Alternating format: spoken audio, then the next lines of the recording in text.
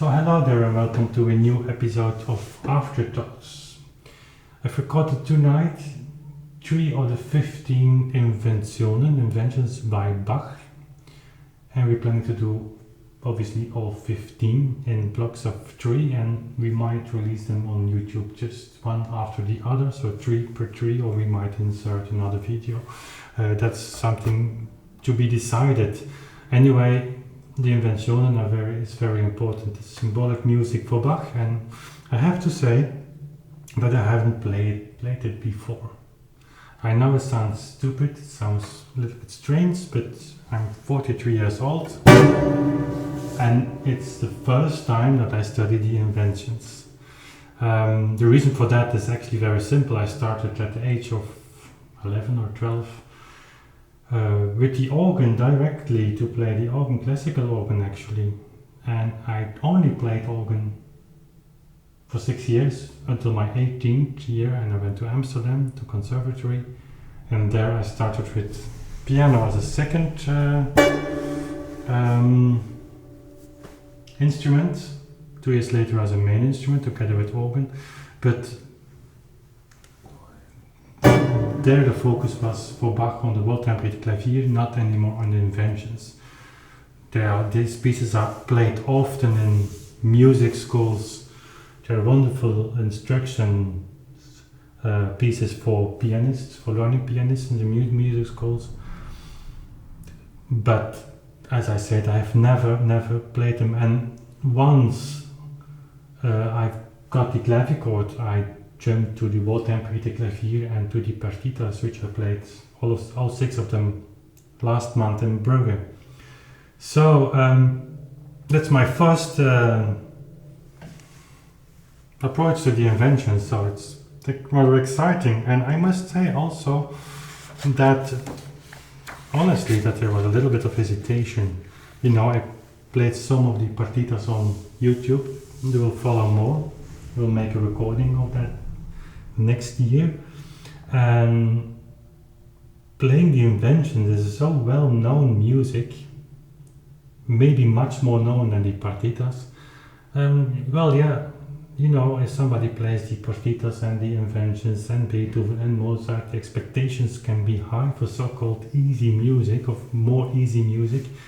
And let's start by saying that the Inventions are by far easy music, and you make it as difficult as you want to make it. Just to start with these Inventions, I'm playing, by the way, from a Dover edition, which is the old Bach Gesellschaft edition, which is actually a very good edition. And of course today we have many more newer and modern editions with lots of research that went into that. But the sources the people in the 19th century followed, actually they followed it very close, with all mistakes. And so there are no additions here, but what Dover did, it's a pity they left out the introductions. And so I don't have the introduction written by Bach here. I do have another edition, also 19th century, which is the Griepenkerl, Czerny and Reutz edition. It's an original one, original copy. And both editions are made in about the same time, but where the Bach Gesellschaft followed some sources they were available very closely, Czerny and Griepenkerl, and I think that the keyboard works are more Czerny's work, have more alterations. The Griepenkerl edition is much more sober, the organ pieces, but here you have clear indications of piano, forte, legato, bows with articulation, and it's obviously adapted to the piano forte of that time, which is interesting. Metronome marks, he covers it on Italian tempo words like allegro, vivace, and so on. So we learn a lot here from these editions how Czerny played it, but also here is the introduction by Bach, and I will read it since the editor Peters has been so kind to translate it into the German edition, the German introduction into English and French. I will read the English one.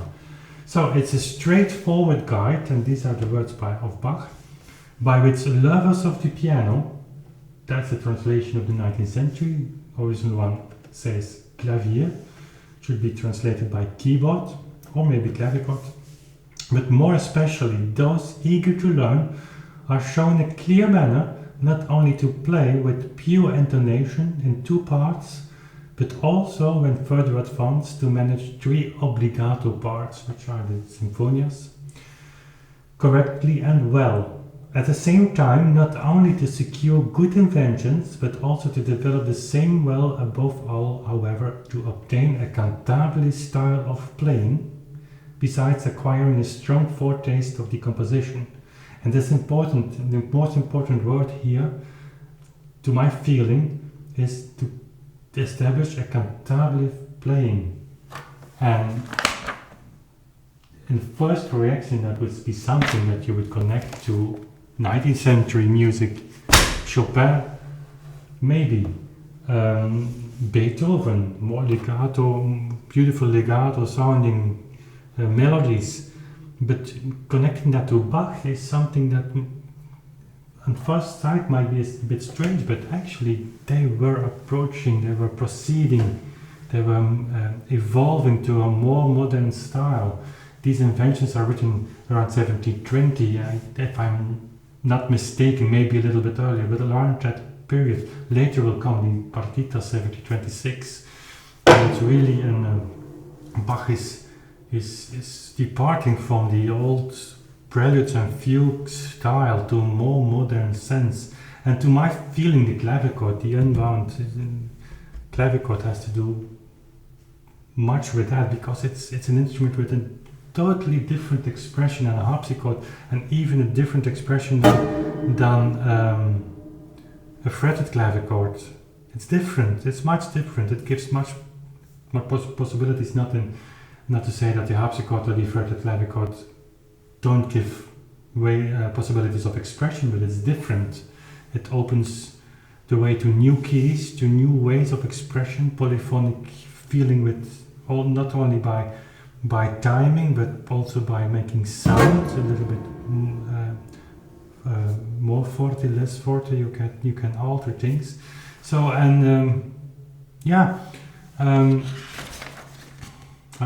don't remember where this sentence was leading to, but anyway, 1720, the cantabile style of playing is what is emphasized in the introduction, which is remarkable. So, a short notice about the ornamentation. When I played the 5th one, which is not on this recording, and we will go into detail much more in the second video, because it will be included in the second recording. It's kind of ornamented. It's like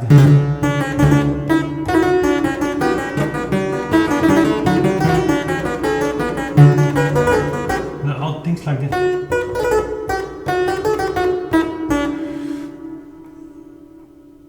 To be honest, I don't like that kind of ornamentation. To my feeling, it's a bit too French. It's a bit too light, and even in the partitas you don't find them. Of course, not all ornaments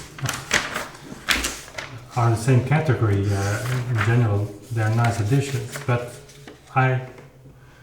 they're difficult to play. And I was wondering if all these ornaments were meant by Bach to be played by Friedemann Bach in 1720, where the first copy of the Inventions is found in the Friedemann Bach book.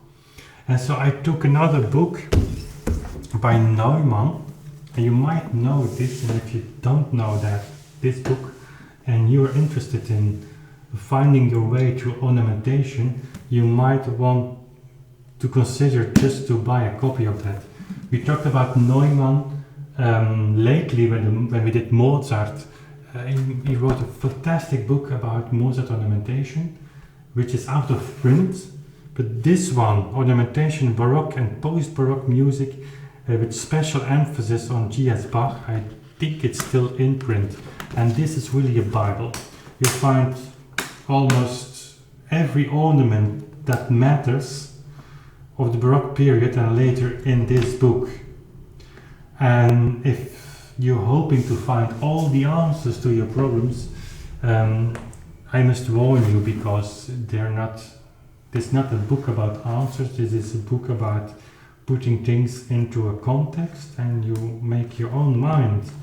Of course, many ornaments are clear how to play them. Bach gave instructions as well. But there are many more cases than that where there are problems. And one of the things that he writes, he compares the two copies, 7020, Friedemann Bach, and there is a later copy, 7040, 7045, where there are ornaments written later in black ink. They don't know if they belong to Bach or not, but if I play the Inventions, I doubt. Maybe I say something very stupid, but to my feeling, these ornaments are added not at the keyboard, but in a kind of theoretical way at a desk. If you see the second invention,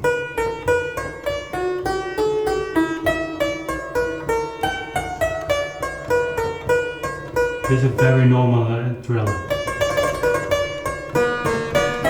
But this one, you have a Zeusser, which is, it's possible. I mean, you can add an ornament to that, but it's very difficult.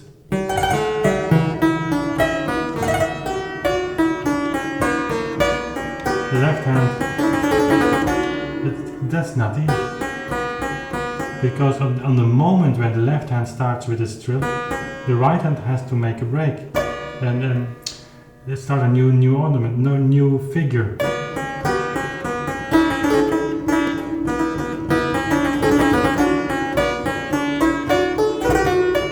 So, but if you go on bar, I think bar 13, you have this. So the left hand ends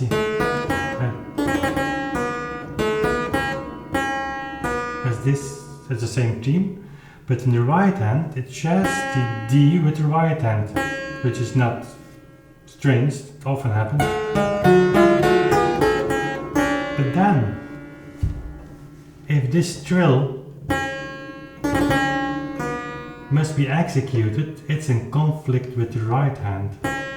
But they both go to E flat, and it's not a possibility to make clear that one E flat belongs to the trill and one E flat belongs to the melody of the right hand. So here, to me, it's a clear example. And to be honest, I should check the Neue Bach-Ausgabe if this ornament is also written down there. But it's impossible to make an ornament on that D of the left hand unless you have two keyboards, two manuals in mind, which I don't believe that this music is meant to be played on two manuals. You have some crossings of the hand, but very smooth. I think even in this piece, like here you go over, but that's something you find in the partitas as well, and they're certainly not for two manuals. Bach would have written it in the score if he would meant it to be like that. So it's a kind of exercise which would completely be lost if you would play it on two keyboards. But this ornament is only to be played on two keyboards. So I think that the one who added these ornaments just ornamented the theme and then copied it everywhere without trying it. So what I would do if I would make a recording of this, I mean, not for YouTube, I can change the recordings on YouTube, but on disc, I'm not sure about that. Neumann gives an interesting approach by saying that it's, in his opinion, not because the later ornaments are in a manuscript of Bach that we should stick to them. We could play it in a sober version as a 1720 manuscript, or we could do something in between, or we could try, or we could add our own ornamentation, and that's something interesting. I think he's right in that. So, ornaments is a difficult issue. All 18th century music. Are these inventions difficult? Yes, they are. Not difficult in the sense that the partitas are. I mean, there you have jumps and crossings of your hands and complexity and polyphonic and harmonies that you don't find in the inventions.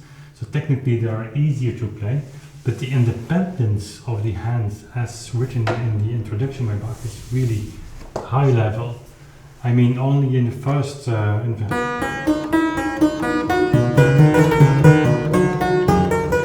what happened here? You have the theme. When the left hand starts, you have to jump. Here, the left hand has to make this octave jump, but here, so the right hand has to make a little break, but the left hand not, and the left hand goes an octave softer. So you should not do. This is rather difficult.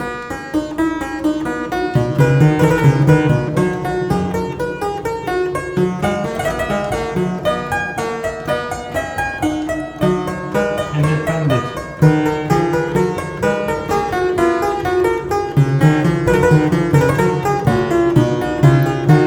It is really not easy. Second piece as well.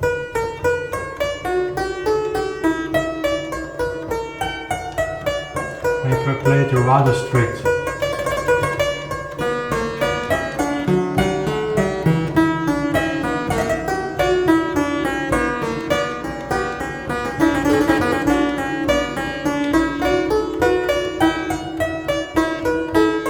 Also here these drives, so you should play them independently from the right hand. If you hold the note too long, loses interest.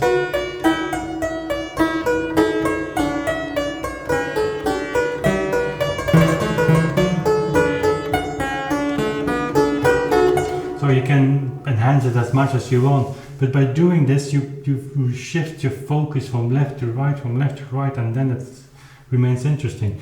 In the invention number 3 in D major, you have this strange slur, which is not going over the 6th note, but seems to start at the 2nd note. It's also from the 70-40 copy, if I'm right. And how do you have to play that? Oh, you just don't play?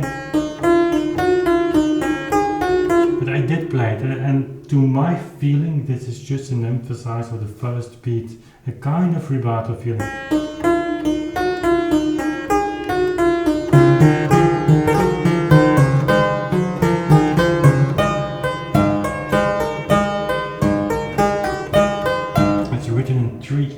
Which is a heavy bar structure. You have to feel every 3/8 notes. You have to feel the first beat, strong beat.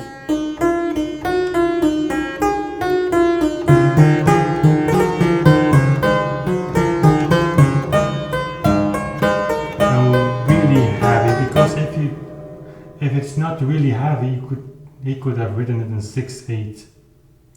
There you have on the 4th/8 note also a strong beat, but not as heavy as the first one. Okay, what could I say more? I add some on the ornaments, by the way.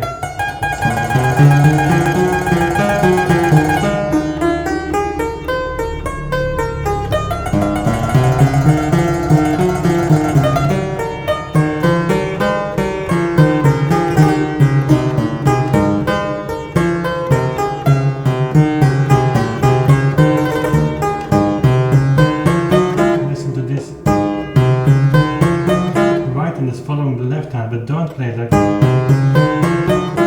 it's boring.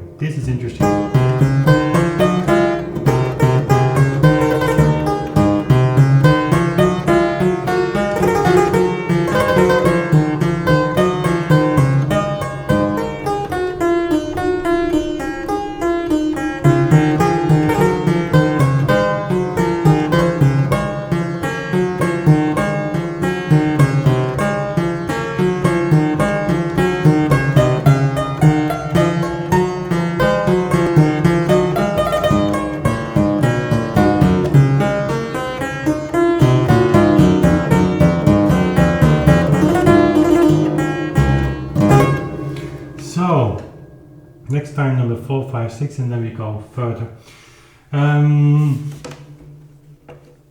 Okay, that was it for today about the inventions. Thank you for watching. Ask questions if you would like me to address some issues for the next videos, if we haven't recorded them already, because we will proceed with these inventions the coming weeks.